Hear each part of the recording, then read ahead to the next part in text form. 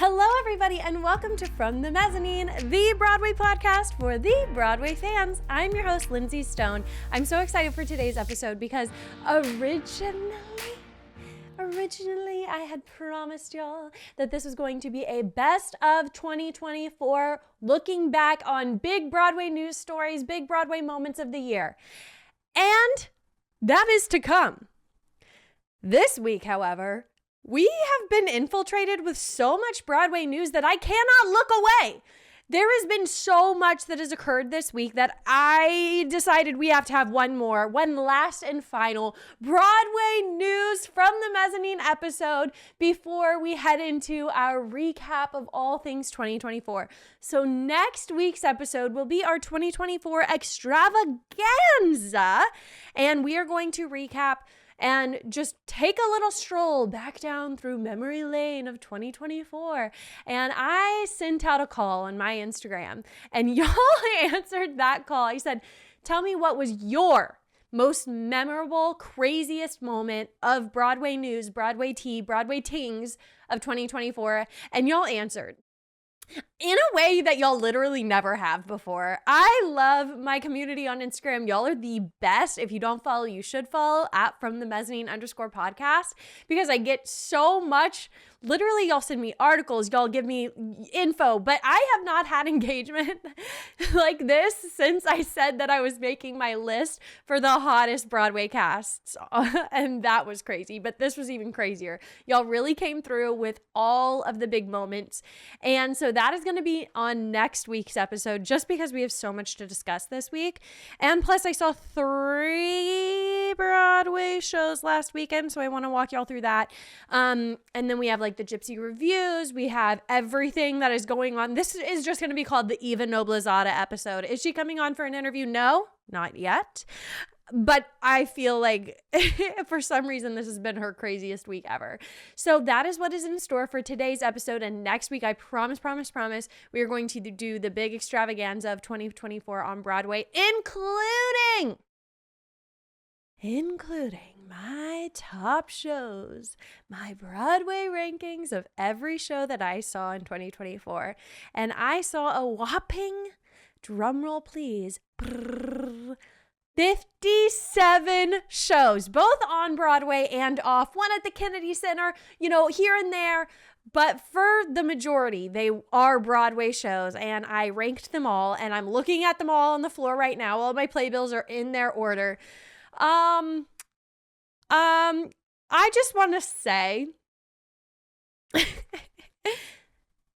prepare yourselves, okay? Because this is my opinion, and I fully respect everyone's right to their opinion on Broadway shows. I think all art is worth making. All shows are beautiful in their own way. But when it comes down to brass tacks, end of the year, we gotta rank them. And sometimes that means you might hate me. And I am feeling that on TikTok right now, because I've been posting how I rank them. And it's clear to me that I have passed a line of people who are Broadway girlies, people who have followed me. And I am now just on Theater Talk, which can be an awesome place. It can be a horrifying place too, because a lot of people don't really get the shtick. They don't get that I am just a girl having fun on Broadway. I like what I like, and if I don't like what you like, I don't mean any harm to you or your family or your show. These are my opinions, and people don't realize that. And I don't know how to tell them that either. So I just am letting the comments filter in. Would love it if some Broadway besties, and I see you. You're like, Lindsay girl, love this, love you. Wish notebook were higher. And I'm like, I hear ya. Anyway, so TikTok is a scary place right now. It's the first video where I'm actually trying not to read the comments. Actively Lindsay, for your mental health, do not click that comment section, because everybody's mad at me. But the way I see my rankings, it is so serious, and I am sure I'm going to repeat myself on next week's episode because it's important to address, but like, I do not think that The Great Gatsby, starring the great Jeremy Jordan and Eva Noblezada, is critically a better show than Merrily We Roll Along. I think most people can look at these two shows and say, critically, Merrily should be ranked higher. But guess what I listened to all of 2024? Guess who I thirsted over all of 2024? Guess who I interviewed? Guess the people I met? I had a Great Gatsby year. Look at The Outside. Okay, The Outsiders is like critically an amazing show and a great show, so that doesn't really match up. But like, I know, like, I just want to shake these people and be like, I know Merrily is better, air quotes, better. But I and I enjoyed my experience more at The Great Gatsby, okay? And people don't seem to understand that. And then people are mad at me for where I ranked Heart of Rock and Roll. And I'm just like, I have nothing to explain to you there. Critically, it had poor reviews. I, for one, did not enjoy it.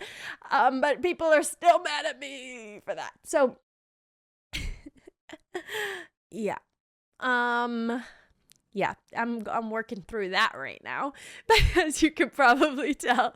So that is what is to come on next week's episode. Highly anticipated Broadway breakdown of 2024. I am so excited to do it. It's like one of the most fun. That episode is my favorite, and the Tony predictions. Those are always my two favorite episodes of the year. So lots to look forward to. But this week, I couldn't not talk about these news stories. So much was happening. So many people were sending me the articles, and I'm like, okay.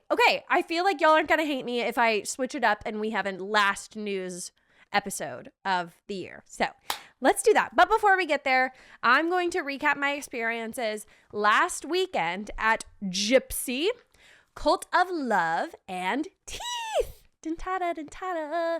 Okay, so first and foremost, Gypsy, I was invited to a press performance, and I'll talk more about this in the Broadway news because we are going to go through briefly some of the Broadway reviews for this show because they opened this week, and I originally came on from the mezzanine, and I can't remember exactly what I said, but I know on TikTok I said like, oh, Gypsy, it was like okay, it wasn't necessarily what I was expecting, I thought it was like overhyped, honey, eat your words. You are wrong.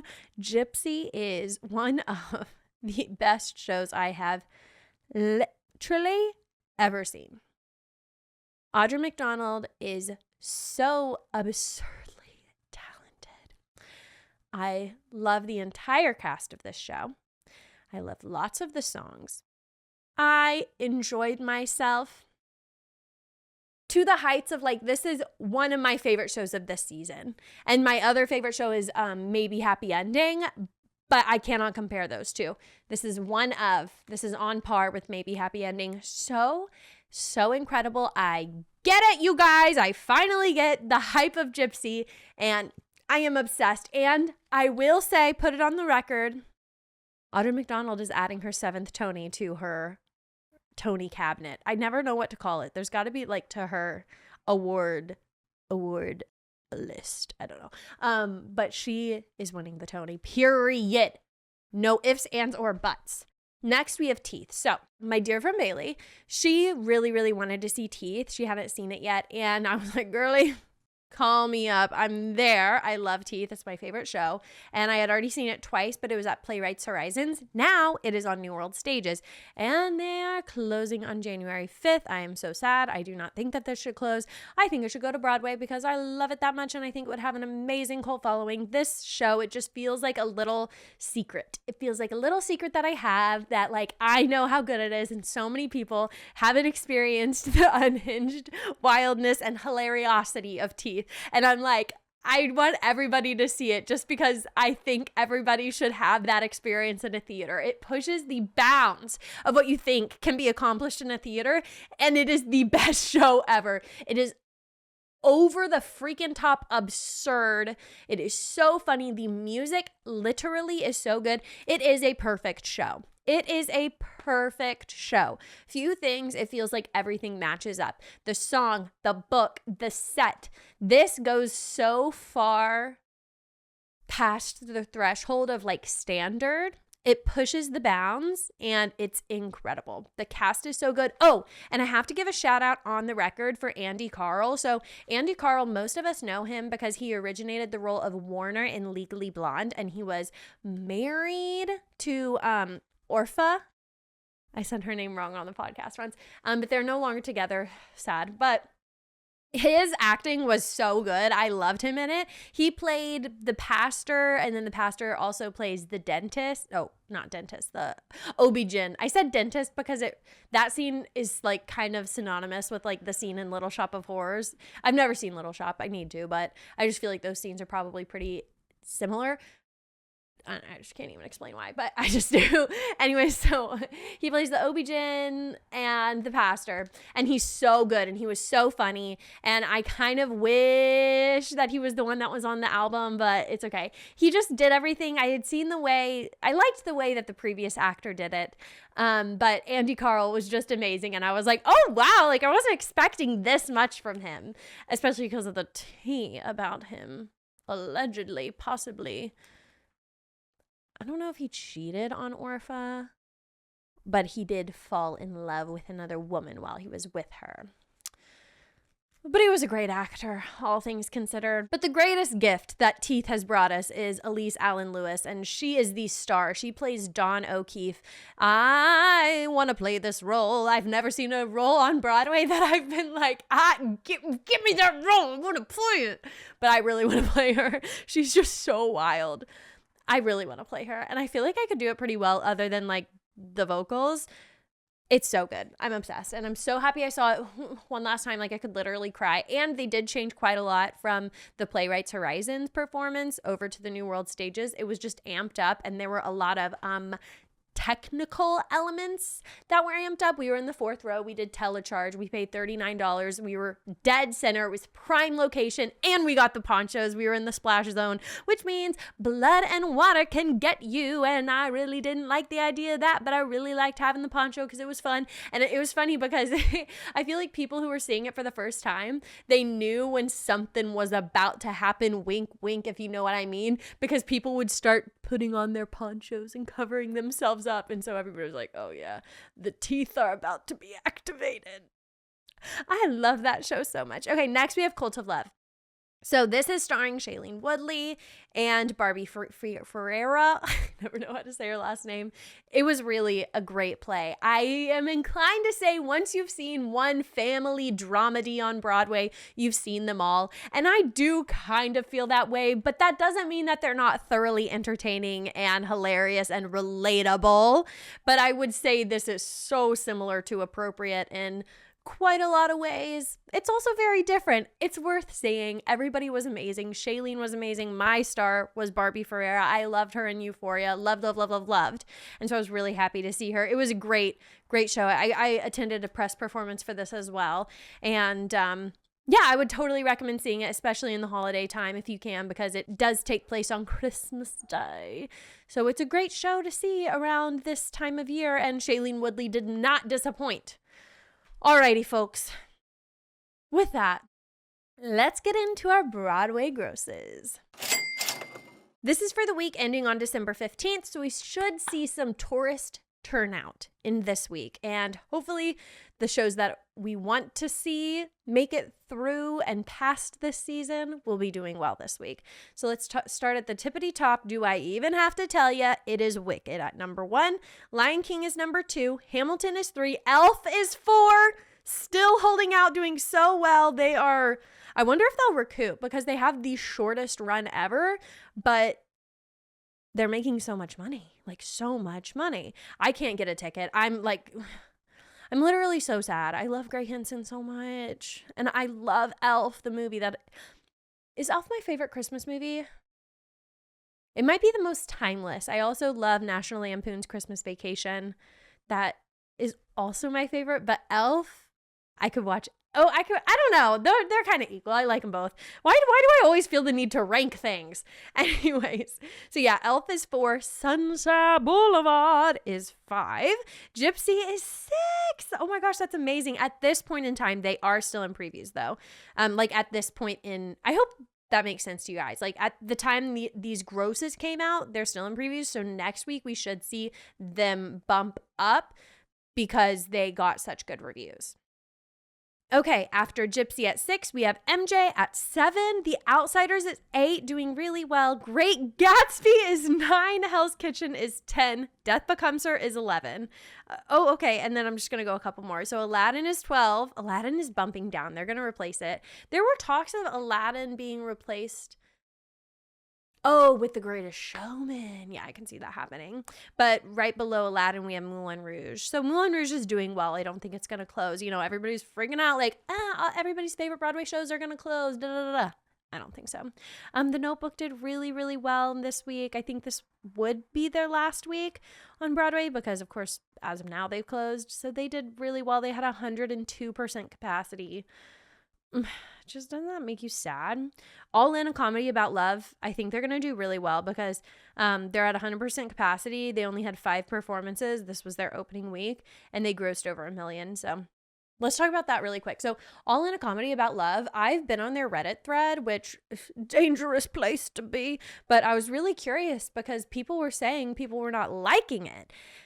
Well, I guess I shouldn't say not liking it, but it wasn't what they were expecting. So what I read on Reddit was that the 4 actors who obviously they cycle through a number of actors right now, if I can remember correctly, like John Mulaney's leading the cast, and then we have Renee Elise Goldsberry, Richard Kind, Fred Armisen, and one other right now. And apparently they like sit in 4 armchairs on the stage. And other than John Mulaney, who does an opening monologue, the 4 other actors just stay seated and they read from a script the whole time. And people are saying, like, as more shows go on, that some appear to be more off book. Like, some are kind of looking at their script. Others are fully looking at their script. So with that being said, I think it would be wise to go to a later showing of the people you want to see. That way they can be more comfortable in their, I guess, role, even though it's not really a role. They're reading stories from the New Yorker. So it's interesting. Not exactly, I think, what any of us were expecting. I thought it would be like monologues. Like they would come out on stage and like do a little monologue and whatever. But I wasn't expecting them to stay seated the entire time. And then apparently there is like a band in the very back and they play like background music to accompany the dialogue that's happening on stage. Anyways, I do think at the end of the day, the obvious appeal of seeing All In, A Comedy About Love is the people who are portraying the roles, and there's no doubt about that. I definitely just want to see Andrew Rannells. I do think that I would be happy seeing him do anything. Same for Lin-Manuel Miranda. So I will most certainly be attending if I can afford a ticket. They did just start a lottery, so keep an eye out for that. It's on Today Tix. I've been entering. No luck yet, but hopefully eventually. But yeah, interesting, right? Not what I was expecting, and probably very different than any of us are used to seeing. It's just like, eek. Oh my gosh, and there's so much tea also talking about being on script. There's so much tea online right now about Romeo and Juliet. So this past week, Rachel Zegler was out and her understudy was filling in. Cool, great. They hadn't had any understudies on for the lead roles previously. And apparently there's a couple that are out right now. And a couple of these understudies are on book.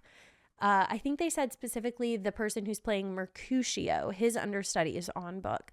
And obviously people are not used to seeing that occur in a Broadway show. And it is Shakespeare. So yeah, it's hard. I'm sure if I were playing Shakespeare the way, I would be reading that book on stage. And it's not any fault of the actors. That certainly needs to be said. Were the actors not prepared properly? Who knows? Whose decision was this? Why did it happen? There's a lot of questions and no answers. And also, furthermore, apparently, I haven't seen Romeo and Juliet yet, but the show ends with Rachel Zegler singing a song called Man of the House by Jack Antonoff. Apparently, when her understudy is on, they just cut that song entirely. So that's super bizarre. It feels like you're seeing part of a show and not a full show, possibly not getting your money's worth, ? So I don't have an answer. I don't know why they're doing that. I don't know how, but a lot of people are really upset. And, if you bought your tickets ahead of time, you show up, you find out that there's an understudy on for either Rachel or Kit Connor, you can certainly get a refund because they're above the billing. So keep that in mind if that happens to you and you feel like, wait a second, I don't want to not see the full production. I think that's how I would feel. I'd be like, oh my gosh, I've heard all about this song. Of course, I want to hear Rachel Zegler sing it. If Rachel's not there and the song is cut, that's a lose-lose. So it's really bizarre choices. And maybe they thought that they would just get away with it and nobody would notice, but I don't think that's possible when your fan base is so freaking like crazy. I don't want to say crazy, but crazy, intense, serious, wild. So that's the tea happening, but let's talk about the Broadway news of this week. One being our first story, which is the Gypsy reviews. So Gypsy opened to incredible reviews. They got on the Broadway Review Roundup, which I love looking. It just puts all of the reviews in one easy place for you to find them and see generally how a show did. So Gypsy got all thumbs ups, one in the middle and one down. But I will say the two somewhat negative reviews came from really reputable sources. The mid review was from Vulture and the bad review was from the New York Post. And those reviews, they criticized things that other reviews absolutely glowed about. They criticized the book and the production and the slow pacing of the show. And they said that the direction of the show was just start, stop, start, stop. So that's what they criticized. But let's not dwell on the negative, shall we? Let's look at the positive, which there's so much more overwhelming positivity for these reviews. And I really liked what Aramide Timubu said with Variety, quote, 65 years after it first premiered on Broadway, Gypsy is still known as one of the greatest theater masterpieces of the 20th century. There have been stellar productions of the play from New York to London, led by icons including Angela Lansbury and Imelda Staunton. However, the latest revival, shepherded by the legendary director and playwright George C. Wolfe and starring Tony Award winner Audra McDonald, is an electric and truly unique production that will undoubtedly become a crowning jewel in the canon of Gypsy.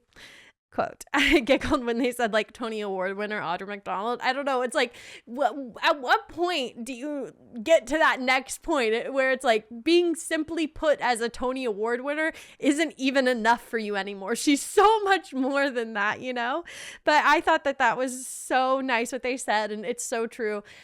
I think it's special, and it's similarly to Sunset Boulevard, where there's this leading actress role that is so sought after, and whenever it's revived, it's because there's a person, a star that is meant to play it. Did I just give myself chills?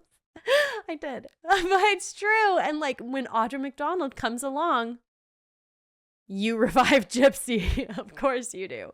So I love that they said that this is on par with previous productions, because I haven't had the joy and the honor to see previous productions. So it makes me happy that I've seen a show that is going to go down in history and fulfills the very high and hard to reach potential of the role of Gypsy, or Mama Rose, not Gypsy. That would be her daughter.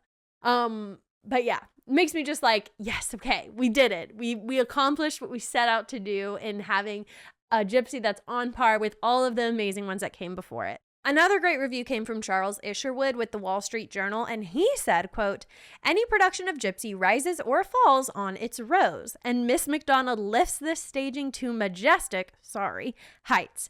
Days later, I was reliving her rose's turn in my mind with a mixture of elation, wonder, and sorrow, the last arising from compassion for the devastating revelation of a woman's misbegotten life. Quote. And that's so true. I will never, ever, ever, ever, ever forget her rose's turn at the end. Whew. It's so good. She's remarkable. Truly, truly. So yeah. Yay, Gypsy. I'm so happy. Oh, and by the way, the opening night, the people who attended, it had me stunned. One particularly I want to talk about, but other than the one, we had Cynthia Erivo was there. Love to see a lady in action. Jonathan Groff was there, and Leah Michelle. And I want to say something about Leah Michelle. She's coming back to Broadway. There's absolutely no question. She publicized that she attended Swept Away. She put it on her Instagram, and she saw Gypsy. This is an indication she is coming. What is she coming in? I don't know, but she's coming. Either way, she is coming. She's on her way to Broadway. She wouldn't be doing all of these PR opportunities if she wasn't. So just saying, keeping an eye out for that. I'm calling it now. Okay, another news story. Actually, my next two news stories are literally like tiny little bitty baby. Oh, baby? That's it. Baby news stories.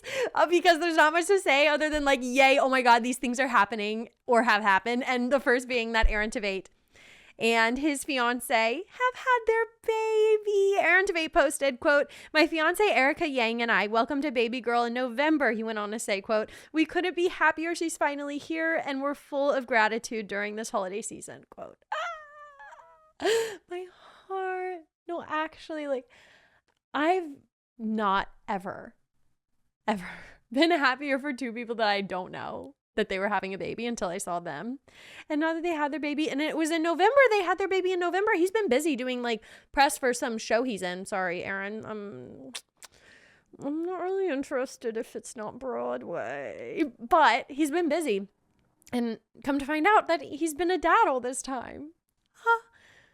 I don't know why it warms my heart so much. I feel like such a freak because I don't even know him, but like, aw. And it was a baby girl. I got a text from my sister that said he is now a zaddy. And I was like, yeah, zaddy. The second little baby news story is that we are getting a Maybe Happy Endings cast recording. Now, I think we all expected this to come. I expected it to come sooner. I'm not exactly happy that we are not getting it until spring 2025. Why are you making us wait? Hopefully they'll release at least a couple of songs beforehand. But honestly, I don't like when they do that because it gives the Outsiders effect. They released those 3 songs. I listened to them and then I was tired of them by the time the full album came out. Like, drop the full album at once and then we can shuffle through and pick our favorites. But I just feel like you over-listen, or I over-listen to the songs that they release, and then I don't like them in the end. Cough, cough, Great Expectations, cough, cough. But anyways, excited that we are getting a cast album. Glad that they have at least told us that much. Okay. Next up, we have the 3 news stories about Eva Noblezada. The first being that she announced that she is leaving. She is going to be leaving on January 30th, not giving us much time to go and see her, literally a quick turnaround, which left us all wondering, 1, why is she leaving? And 2, who's taking her place? We have answers. What should I start with? Oh, let's start with who's taking her place. Sarah Hyland. Sarah Hyland, who was just in Little Shop of Horrors. And of course, you know her as Haley from Modern Family. She is going to be our next Daisy Buchanan. Now, how do I feel about that? I feel fine about that. Honestly, I'm pretty happy with it. I feel like it's a fine casting. She sounded really good in Little Shop of Horrors. I was really impressed by her vocals. I guess she really surpassed my expectations. No, I didn't see her perform in it, but I heard clips and I was shocked. I was stunned. She was very, very good. So I think, of course, she'll be great as Daisy. She's an amazing actress. So I'm excited to see her, and I think it's a very interesting casting. Strategically, it's very thoughtful because, 1, Ryan McCartan, he has a lot of followers on Instagram. He also was on Disney Channel, which kind of aligns with like the Modern Family backstory. So this pairing of Ryan McCartan and Sarah Hyland, it might be more strategic than we realize. These are 2 famously TV people who are coming to be in The Great Gatsby, and they're going to be a couple. So I think it's great. I think that like age demographic works out well. I was a little shocked when it was like Jeremy Jordan and Eva Noblezada. I was like, ooh, he's way older than her. But then, of course, we all loved it. And this feels a little more matched, in my opinion, just saying. So yeah, I think it's great. Is it like I'm ravenous to see it? I can't wait. No, but I'm excited. I think it was a good casting. I'm definitely not disappointed. But just as a reminder, you guys, so prepare yourselves, okay? This is going to be a lot of dates, but I want y'all to be aware. So Jeremy Jordan is leaving on January 15th. Ryan McCartan arrives on January 21st. Then Eva is leaving on January 30th. And then Sarah Hyland is arriving on February 10th. Okay? So keep that in mind. All of these transitions are happening at different times. There's like a 2 weeks or 3 weeks between when Ryan arrives and Sarah arrives. So I will probably wait it out. I don't need to see like Eva and Ryan. I'd rather just see like the new cast all in one. So I'll probably see it after Sarah's arrived. But I'm excited. I'm excited to see like a new version. I don't think I'm going to like it as much as the current, but it's fine. It's fine. I'm fine. Okay, next, the third part of the Eva news stories is where is Eva Noblezada headed now? And girlie is going back to Hadestown. I would have never in my wildest dreams expected her to go back to Hadestown. She spent so much of her life in that show and she's going on back. So I guess I'm not all that surprised because it's so clear that Hadestown has such an important place in her life and the entire cast of Hadestown's lives.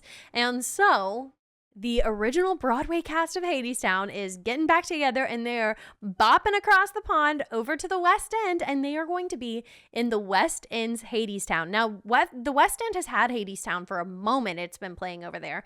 For some reason, they're just bringing all of the leads from Broadway over there for like a month. I don't know why. Maybe they need help in the grosses. I am unawares of what their grosses are over there, but I know their grosses need some help over here in the USA. So I'm kind of like, why didn't we do this on Broadway? Because y'all need that little bump and then y'all could close with the original Broadway cast and that would be really special. And maybe they will do that. Maybe they'll do a trial, see how it goes over at the West End if they get a lot of interest, and then maybe they'll have everybody sign a contract to do it over here on Broadway. If everybody's available, why the heck would they not? We already have our next casting for Hadestown here on Broadway. We know Jordan Fisher is leaving, so maybe that's what they're going to do. They're going to keep that guy for a contract period, and then they'll bring them over here once they're done at the West End. I could see that happening, but so Reeve Carney, Eva Noblezada, Amber Gray, Andre DeShields, and Patrick Page are all reprising their roles on the West End. They're going to be starting on February 11th and continuing through March 9th. So it's not a huge amount of time. It's 1 month, just under that actually. But I think it's great. I think that's awesome. I'm sure that the Hadestown fans are dying the way I would die if they did that with some of my favorite Broadway shows. I would lose it, which we kind of have gotten with Aaron Tveit coming back, but the original Broadway cast, that's really special. So I'm really happy for all the Hadestown fans out there. Okay, let's wrap up this big week in Broadway news with our last news story of 2024, and it is some exciting new show news coming to Broadway. Dead Outlaw. And I'm going to tell y'all why you should care because this is super intriguing. First and foremost, I heard about Dead Outlaw whenever I attended the Drama Desk Awards. So many Broadway shows were nominated. Bryn and I, we went. Of course, we were so hyped because we thought Outsiders was going to sweep. The Drama Desk Awards gives you an indication of what shows are going to do really well in the Tonys. And when I tell you award after award after award went to Dead Outlaw, we were like, what is Dead Outlaw? Why do we not know what that is? Should we know what that is? It's because it wasn't a Broadway show and it was winning all of these awards when they were in the same categories as The Outsiders, Stereophonic, Hell's Kitchen, and we were stunned. And I kept talking to people who were like doing the costume, the lighting design, the directors of Dead Outlaw, and I was like, why don't I should know your show. I should have seen your show, but I somehow it slipped through the cracks. I was unaware of it. Well, it's time for me to become aware because it's coming to Broadway. So I'm excited for that reason. It's already critically acclaimed far before it's made a Broadway arrival. So I'm hoping that this is going to be so good, and the premise is really intriguing. So to start, I'm going to tell y'all about the show, and then we'll get into the facts of the matter. So apparently this musical is based on a true story, and the premise, according to Sarah Hyland, who wrote a review with Vulture for this show, she says, quote, McCurdy was born in May in 1880. When he was 10, his father died, and his father died. I grew up, wow, that's what it sounds like. Okay, sorry. Back to her premise, quote, when he was 10, his father died. His mother told him that his father wasn't his actual father, ...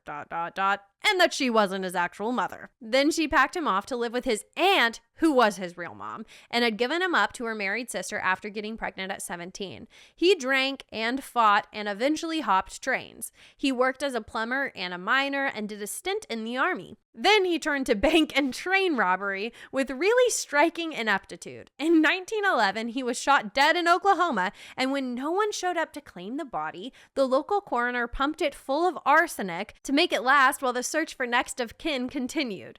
Only rubberneckers arrived. Rumors of the dead outlaw started to spread. Elmer's life of crime was exaggerated and glamorized. Various people spotted a buck to be made, and soon the body of a man who could never really get his shit together in life was off on a grand posthumous adventure. Now the mummies even got a musical, quote.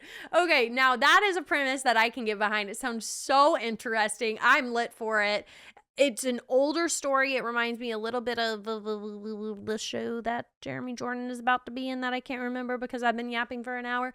I can't remember it right now, but it feels like a grime, early 1900s, that kind of vibe. In the off-Broadway production, the lead star who plays Elmer, the dead body, and apparently he's dead on stage for forever, and everybody's like watching him thinking he'll move. He doesn't move, and it's fascinating. So that for one has me intrigued as well. But that role was played by Elmer Durand, who we know from Shucked. So I'm excited about this show. It's super intriguing. It's already critically acclaimed, so I think it's going to be a big hit on Broadway, at least a big hit with me. It sounds like something that I would like. I have a feeling.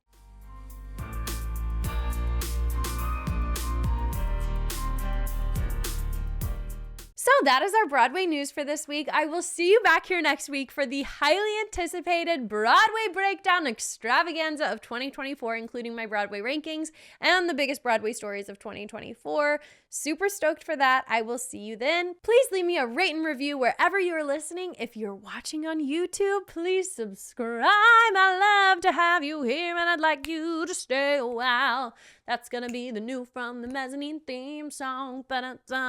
And yeah, leave me a review. Share this episode with a Broadway bestie because I am sure they're going to enjoy it just as much as you. And I'll see you next Tuesday.